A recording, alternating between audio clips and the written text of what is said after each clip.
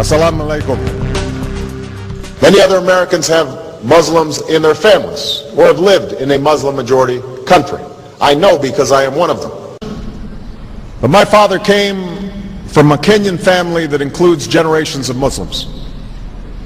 As a boy, I spent several years in Indonesia and heard the call of the azan at the break of dawn. I have known Islam on 3 continents before coming to the region where it was first revealed. That experience guides my conviction. You're absolutely right that John McCain has not talked about my Muslim faith. As the Holy Quran tells us, the Holy Quran teaches that, the Holy Quran tells us, and the Holy Quran also says, we will convey our deep appreciation for the Islamic faith, which has done so much over the centuries to shape the world. I would like to speak directly to the people and leaders of the Islamic Republic of Iran. Their great and celebrated culture. Over many centuries, your art, your music, literature, and innovation have made the world a better and more beautiful place. We know that you are a great civilization, and your accomplishments have earned the respect of the United States and the world. I also know civilization's debt to Islam. It was Islam at places like Uluzar that carried the light of learning through so many centuries, paving the way for Europe's Renaissance and Enlightenment. It was innovation in Muslim communities that developed the order of algebra, our magnetic compass and tools of navigation, our mastery of pens and printing, our understanding of how disease spreads and how it can be healed. Islamic culture has given us majestic arches and soaring spires, timeless poetry and cherished music, elegant calligraphy, and places of peaceful contemplation. They have fought in our wars, they have served in our government, they have stood for civil rights, they have started businesses, they have taught at our universities, they've excelled in our sports arenas, they've won Nobel Prizes, built our tallest building, and lit the Olympic torch. And when the first Muslim American was recently elected to Congress, he took the oath to defend our Constitution using the same Holy Quran. In ancient times and in our times, Muslim communities have been at the forefront of innovation and education. Islam is not part of the problem in combating violent extremism. It is an important part of promoting peace. The enduring faith of over 1 billion people is so much bigger than the narrow hatred of a few.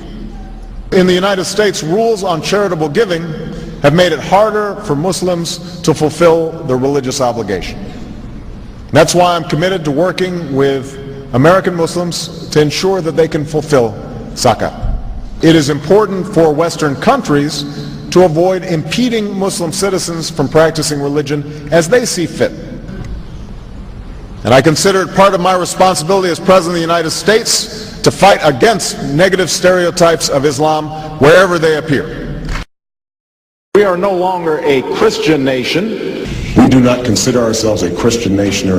The United States has been enriched by Muslim Americans. Since our founding, American Muslims have enriched the United States. Islam has always been a part of America's story. There is a mosque in every state in our union and over 1,200 mosques within our borders.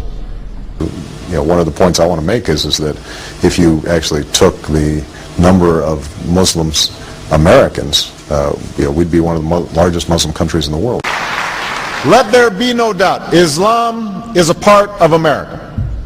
He did bow to the Muslim king, while he did not do it to the British Queen of England. And by bowing, he showed the world that I am subservient. I do bow down to you as a Muslim king, something no other president has done with Saudi Arabia. The Saudi king is his peer. He is not his subordinate in order to bow for him. And this is exactly what Obama did. Usually it is out of respect that someone would nod his head when bowing to royalty and the ladies will give curtsy. But Obama went beyond what is required as a head of state and bowed to the Saudi king, and that's unacceptable. It sent the wrong symbol. When you say it sends the wrong signal, what signal do you think it sends? It sent a message that Islam is superior to any other master or king or president in the world, that an American president bound to a Muslim king. It also sent a message that terrorism and jihadism is giving Islam the respect it should have on the world stage, to the point that it made an American president, for the first time in history, bow to a Muslim king. I won't wear that pin on my chest. It's a little weird, Alan, that in the middle of the campaign the guy takes off the American flag that most people wear because they're proud of their country. Let me speak as clearly and as plainly as I can. America is not and never will be at war with Islam.